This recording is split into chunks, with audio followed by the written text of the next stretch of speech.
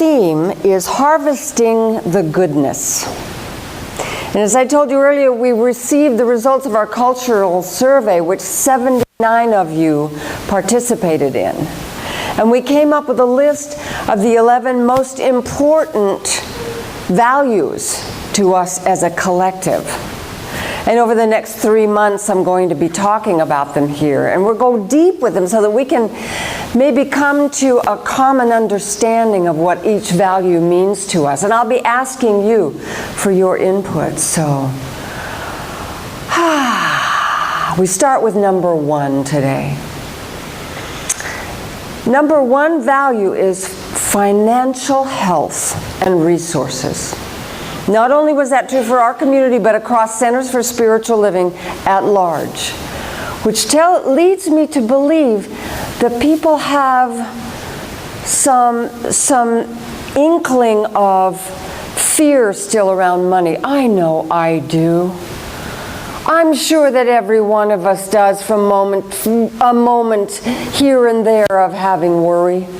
So it just coincides beautifully with our Fall Thrive Drive in October, which is about learning and going deeper with principles that when we understand them, allow us to lie in the arms of the beloved and have our needs met by the universe, which always says yes. So that's my theme today, which is unity. And you sang about it so beautifully. Make me one with the light. Night, make me one with the darkness. Make me one with the light.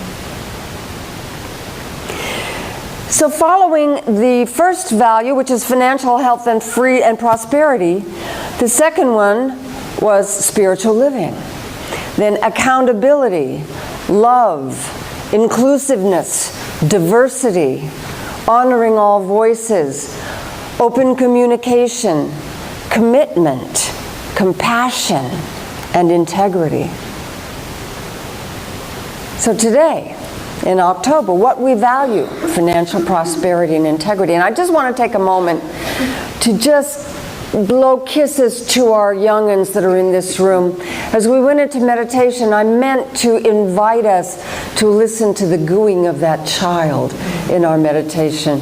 So we love that they're here. They are our future. They are the next generation. They are the little spiritual geniuses coming into the world, so welcome. So today's message is about the law of unity.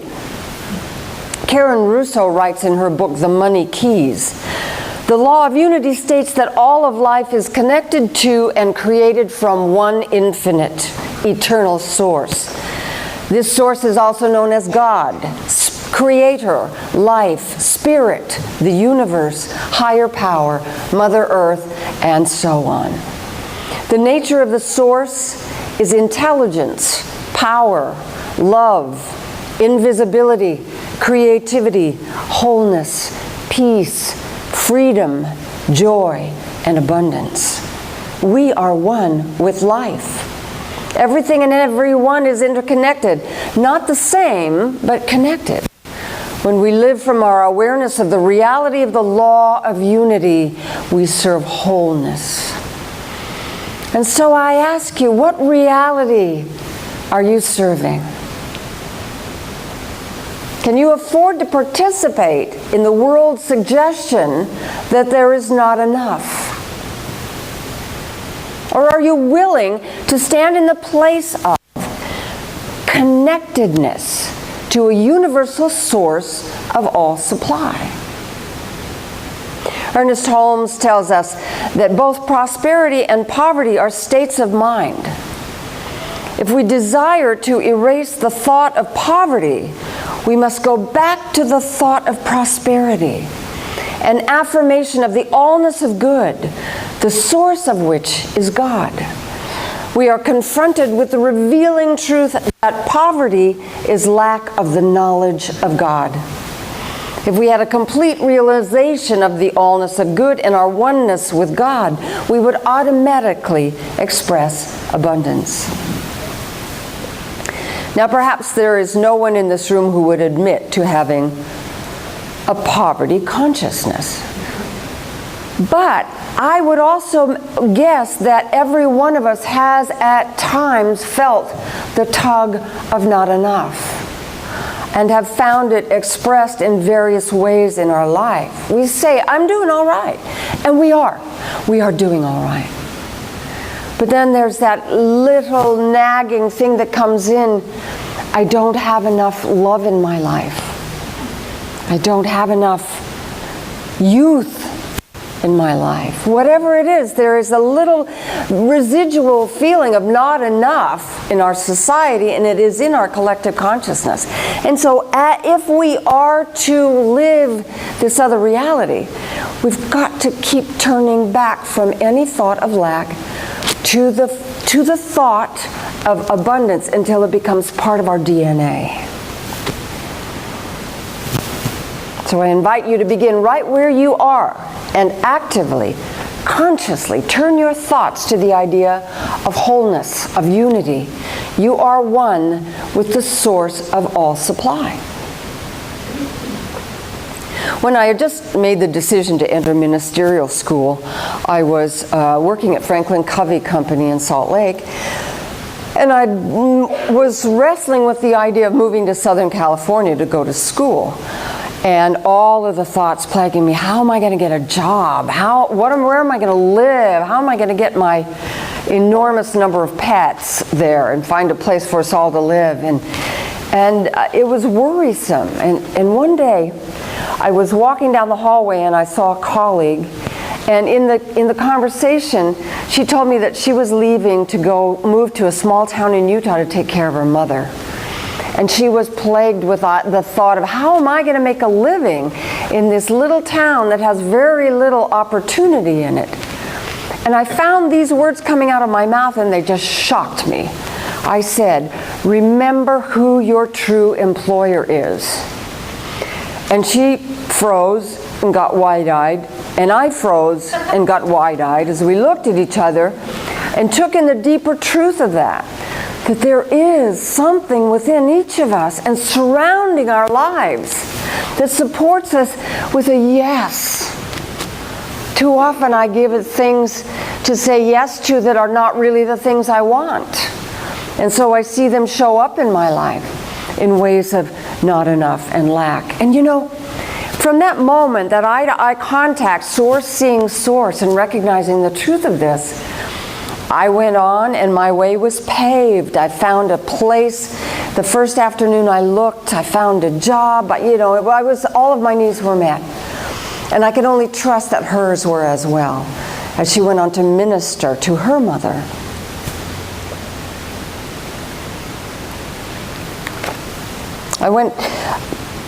Now there's a little video. I don't know how many of you have seen the introduction video on the home page, where I'm talking to people and inviting them to our center. Have you seen it? You should go on and see it. It's kind of good, even if I say so myself. But in it, I give a little description about who we are, and I say, we will not tell you what to think, but we will tell you how to think. Well, right here and right now, I take it back. Because it is not the whole truth. The truth is that in order to practice successfully the science of mind philosophy that we teach here, you do have to embody or at least entertain one idea. And that is, there is only one. We are all unified. We come from the Spirit which creates us out of itself. So there's our dogma. That's it. There's only one. Then after that, we teach you how to think about that, to reflect into your life better and better quality of living. All that I need comes to me. So keep in mind that whatever you call it, and you can call it anything you want, the unified field, God, Spirit, life, abundance itself, whatever you call it, it is who and what you are. You are inseparable from it. God is the creator, and if it's all there is, what else could it make stuff out of? There is no separation. You are the creation. You are the creator in its creation. I know it's a heavy-duty thought. It's very mystical, and it's very paradoxical.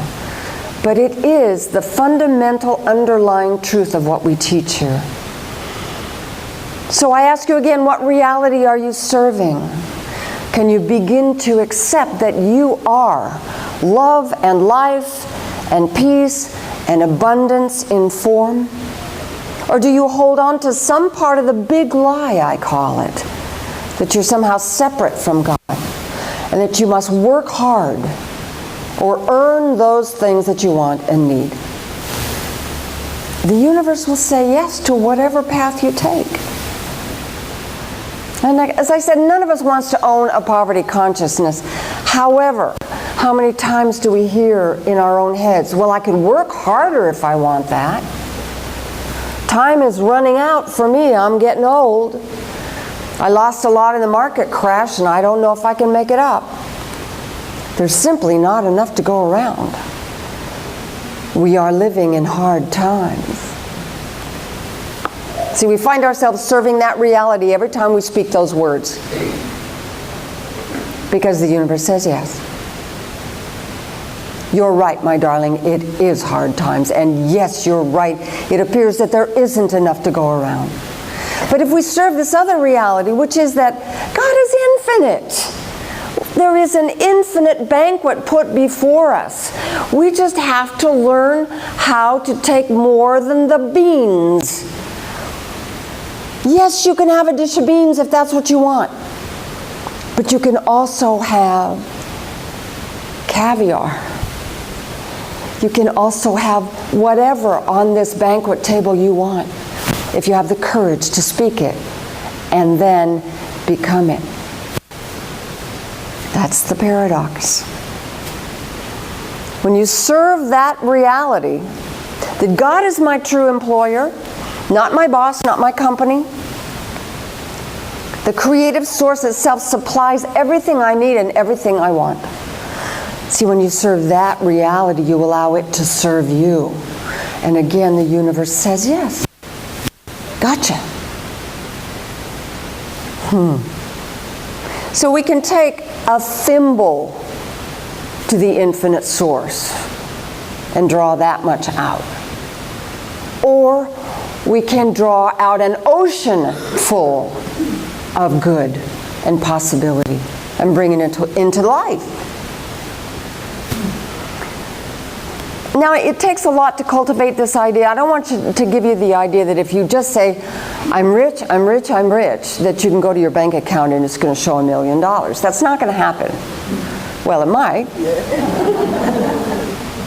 But it depends on what the balance was before you said, I'm rich, I'm rich, I'm rich. But it takes embodying and cultivating this idea. This is not a quick fix philosophy. It's one that over time you embody and you see your life improve. It's about embodying God in all its fullness and givingness. God and I are one. And each of us is. Here's a great quote from Ernest Holmes from Practical Applications of Science of Mind. The universe is full of life, and that life is the life of God because there is no other source from which it could possibly come. The true norm for humans, therefore, is life. Life abundant. Life to the very fullest extent, unmarred by anything contrary to it. So you're willing to serve that reality? All it takes is a mustard seed of curiosity. Could this be true? Let's see. It's not the same reality as CNN or Fox News or the National Enquirer. It's spiritual reality. It's the highest spiritual reality that humankind can reach. And I believe it's necessary for us to grow a world that works for everyone. To first of all, choose this pearl. Again, Dr. Holmes from Freedom from Stress, we see that the first principle of life is oneness. The first performance of life is multiplying itself without dividing. Life must be one, and that one, in order to be expressed, must be many. But the many, in order to exist, must live in the one. Now, what I love is that so much of the new science supports what we teach here. You know, astronomers have looked out into the night sky through these very, very powerful telescopes, and they can see the very microwave field left over from the very first moment where nothing birthed something. Something. One thing. They called it the universe. One song. And quantum physicists have pared down till they see that the very littlest, smallest building block is nothing solid at all. It's energy or light that has come together and formed that which seems to be solid. Chair, lectern, body. But you see, it's not. We are all light. And the very elements of our body, biologists have found, come from the residual of exploding stars. We are those elements. And those elements were there from the very first moment, from the very first flaring forth. So you see, we are all one. We have all been here from the very beginning, in one form or another. This just excites me. This turns me on. Science, I love it. We are primordial energy. We are primeval light, made to seem solid and real and separate. Ken Wilber talks about holons, that each of us is a holon, a whole within a greater whole. It made me remember when I was a kid, every once in a while in my Cracker Jack box I'd get a hologram, a picture of a pirate or a princess, and I'd get out my scissors and I would cut it into the smallest pieces that I could. And I was so tickled that no matter how small I cut that piece, you could still see the princess or the pirate in it. That's what a hologram is. So you see, we are like that. No matter how many times God bursts forth into a new creation, it still has within it the allness of the one, the picture of love and peace and abundance and joy and plenty happening right where you are. Now, of course, we feel limited. I think about that and I think, well, what about power? If I am the power of God, I feel kind of restricted in this body. I don't have the musculature to exert a lot of force in the world. And yet, how often have we read of the mother who in a car accident finds within herself in a moment that she has forgotten her limitations, that she can lift an automobile up to free her child. You see, she forgot that she couldn't do it. And in that forgetting, the enormous power that she is made from came forth to do that work. Yeah, I mean, it's astonishing to me. It's in our inherent nature. Peace. I was out on a boat week before last, and I was really, I reached a sense of peace that I don't think I had ever felt before. And I just got the sense that underneath that feeling of peace, there was an infinite, rich supply of peace for me to tap into. What about love? You know how much you love someone in the world? Don't you feel sometimes that that's just the tip of the iceberg of how much you can love and be loved? It is. It's just the tip of the iceberg. And it's the same for all of the aspects of God that we talk about. Abundance. How many of you served in the Columbus pop-up shop that happened weekend before last? Anybody here? Let me tell you about it. They took their clothing, their used clothing, and they took it to Franklinton and set up a shop outside of on a chain link fence somewhere, and they invited the homeless people to come and shop there so that they could help them find things that fit and that are suitable and are the right colors for those people.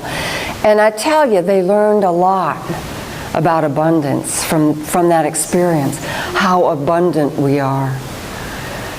How about freedom? At the same weekend, there was a soap project. Anyone go to that? Okay, I see some hands there. What did you feel about your freedom afterwards? Grateful?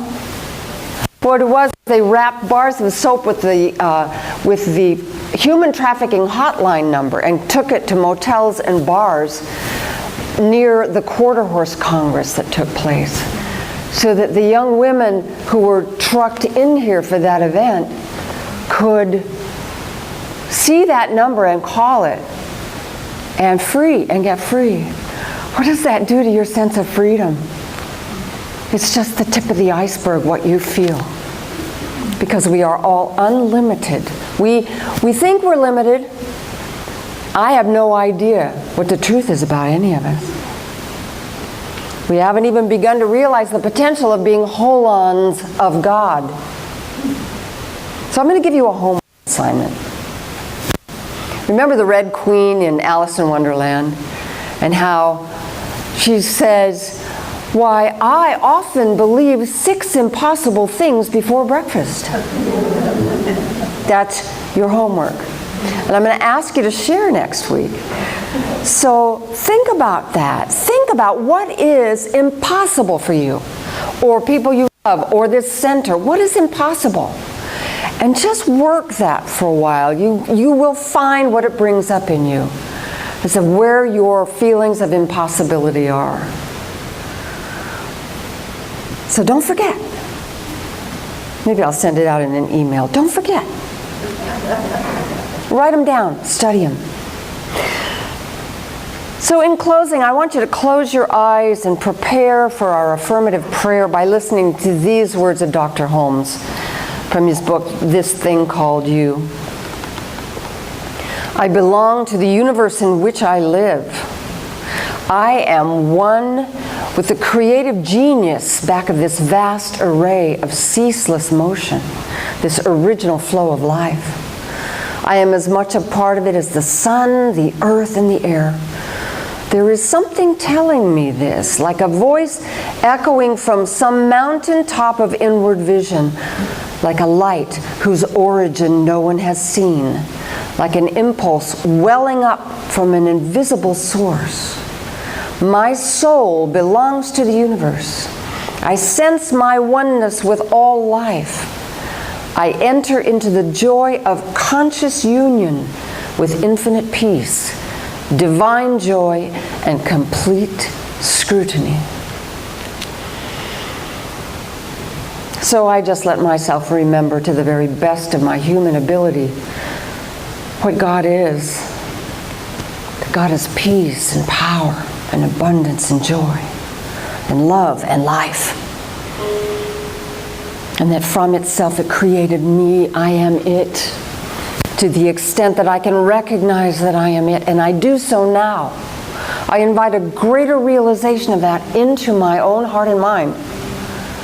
I am universal intelligence embodied as me. I am universal abundance embodied as me. All of it, the love, the peace, the freedom, all of it. I am it. And I know that's true for every person everywhere and beyond. That is true for every life form out there. It's true for every inanimate object out there. That we are built from love and life and joy. And so I celebrate. I celebrate this dawning awareness of who I really am. And I commit my life to that reality. And I invite everyone hearing my voice to make that commitment in your heart right now. I commit myself to that reality. I pledge to see more God in other people. I pledge to see more abundance in my own life, more joy in every exchange with people. I commit myself to living more freely, to trusting that God is my source. Just like the lilies of the field, I am dressed in finery, I am fed by the rains and the soil, and I am blessed, and I am a blessing. I am so grateful. I'm so grateful for this knowing.